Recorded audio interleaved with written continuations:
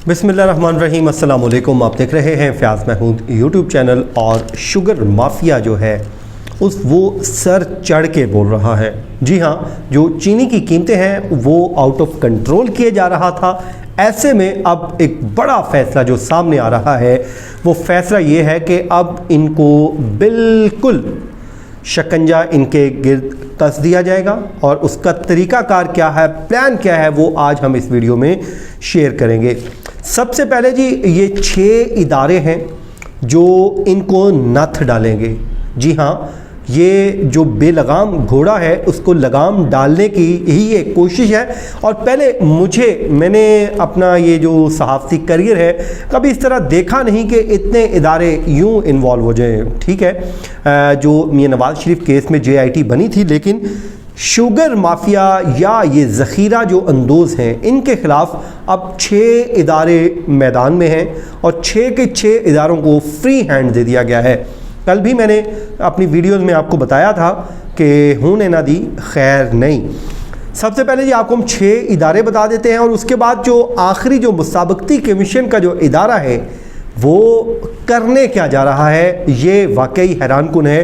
तो चलें जी, सबसे पहले तो आप जान लीजिए कि FIA नंबर 1 पे FIA है। जो कभी भी कोई जब फाइट की जाती है, आपको पता है, तो जो एक प्लान तैयार किया जाता है, तो जो इस टाइम टॉप पे जो फोर्स है, सबसे जो आगे जो लीड कर रही है फोर्स, वो है जी FIA। इस पूरे ऑपरेशन के दौरान FIA का जो किरदार है उसने, आपको पता है, FIRs भी दे दी हैं और उसके बाद ही ये हुआ कि अब मुल्ज़िमान की जानिब से ज़मानतों का सिलसिला शुरू हो चुका है। सबसे पहले ये FIA ने काम क्या करना है, FIA ने जो चीनी की स्मगलिंग है उसके मामले को देखना है।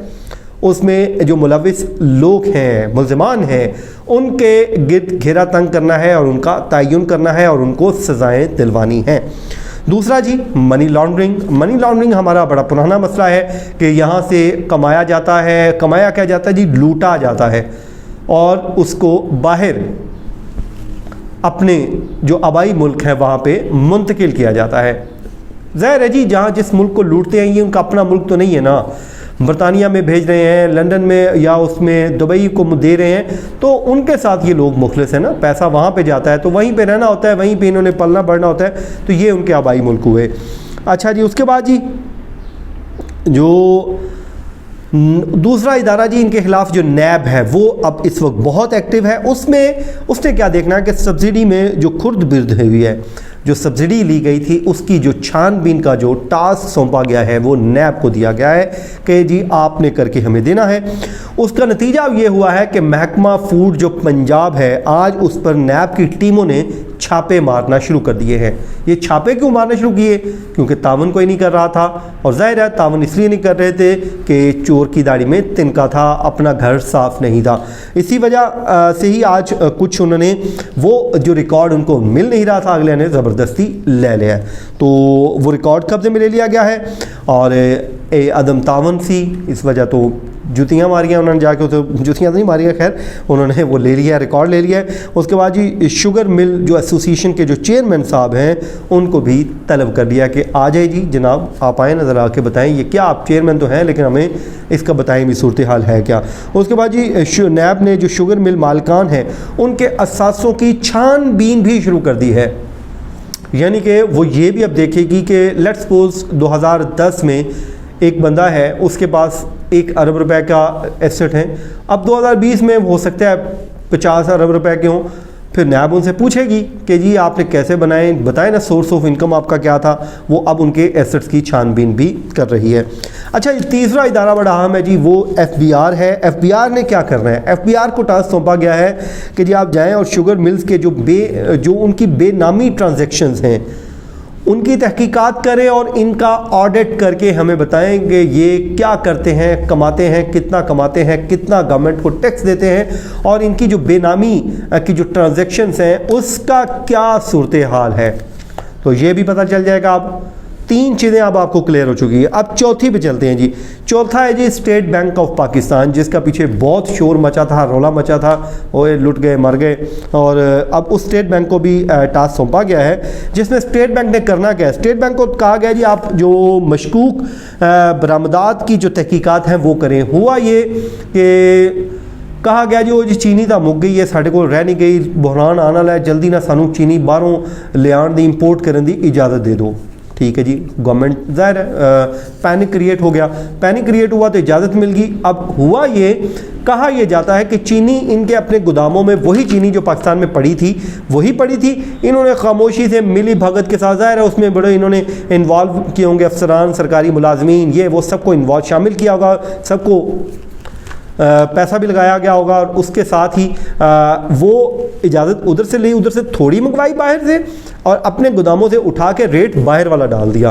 तो ये भी एक इन पे इल्ज़ाम है। वो ये सारी तहकीकात स्टेट बैंक करेगा और करके अपनी जो रिपोर्ट है वो बताएगा और ज़िम्मेदारान का तयन करेगा, यूँ उनको सज़ाओं की राह हमवार होगी।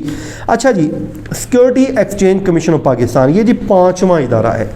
5वां इदारा ये इसका काम है जी कौन कौन सी शुगर मिल इस पूरे जो ज़ख़ीरा अंदोज़ी के अंदर या इस पूरे मामले के अंदर मुलविस थी वो बताएं, और ये कंपनियों का जायज़ा लेगी, और जायज़ा लेंगे कि कौन सी कंपनी का क्या रोल था और उसने कैसे ये पूरा धंधा चलाया। देन चलाने के बाद वो जब जायज़ा लेंगे, वो समझते हैं कि कंपनी या कोई शुगर मिल मुलविस रही है तो उसके रजिस्ट्रेशन का इख्तियार उसके पास है। उसके अलावा दीगर भी वो केसेस भी भिजवा सकते हैं, रेफरेंसेस भिजवा सकते हैं, तो ये भी उनको इख्तियारात हैं।